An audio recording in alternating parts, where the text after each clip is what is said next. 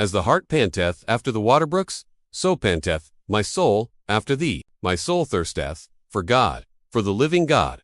When shall I come and appear before God? My tears have been my meat day and night, while they continually say unto me, Where is thy God? When I remember these things, I pour out my soul in me. For I had gone with the multitude. I went with them to the house of God, with a voice of joy and praise, with a multitude that kept hope. Why art thou cast down, O my soul? And why art thou disquieted in me? Hope thou in God, for I shall yet praise him for the help of his countenance. O my God, my soul is cast down within me.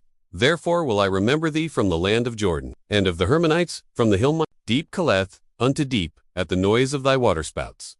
All thy waves and thy billows are gone over me. Yet the Lord will command his lovingkindness in the daytime, and in the night his song shall be with me, in my prayer unto the God of my life. I will say unto God my rock, Why hast thou forgotten me? Why go I mourning because of the oppression of the enemy? As with a sword in my bones, mine enemies reproach me, while they say daily unto me, Where is thy God? Why art thou cast down, O my soul? And why art thou disquieted within me? Hope thou in God, for I shall yet praise him, who is the health of my countenance and my God. Psalm 42 begins one of the most emotional and soul-searching sections of the book of Psalms. Authored by the sons of Korah, this psalm expresses the cry of a believer who feels abandoned, isolated, and spiritually dry, yet refuses to give up on hope. It's a model for how we speak to our souls when we're far from God, not physically, but emotionally and spiritually. We'll explore every line of this beautiful lament and rise, with its award hope. As the deer pants for streams of water, so my soul pants for you, my God. This imagery is powerful. Just as a dehydrated deer seeks flowing water,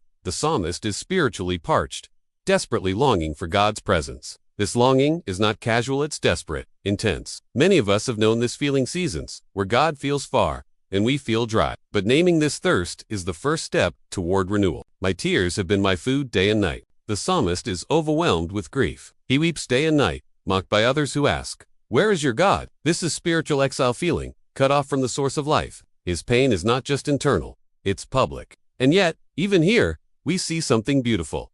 His tears are still a form of prayer. These things I remember as I pour out my soul. The psalmist remembers the joy of worship, singing, dancing, and leading others in praise. Memory becomes a tool of hope. In seasons of darkness, remembering God's faithfulness can help rekindle trust. The key is this: feelings change, but God's nature does not. Why, my soul, are you downcast? Put your hope in God. Here the psalmist begins to preach to his own soul. He doesn't deny his pain, but he challenges it. This is a powerful model of biblical self-talk.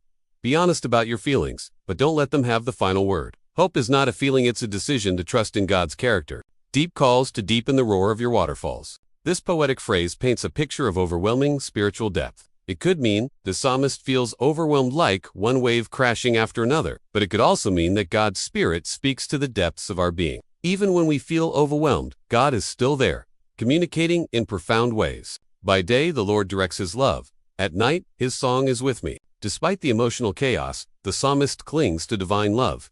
He reminds himself that God's covenant love is constant. Even when we don't feel it, God is working. At night, when loneliness peaks, God's song can still surround us. Why have you forgotten me? This is a raw, honest question, and God allows it. The psalmist doesn't hide his emotions. He's hurt, confused, and feels forsaken.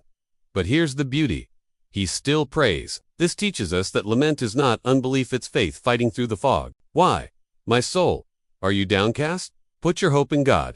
The psalm ends the way it began, not with answers, but with hope. The pain hasn't disappeared, but neither has faith. Repetition here is key.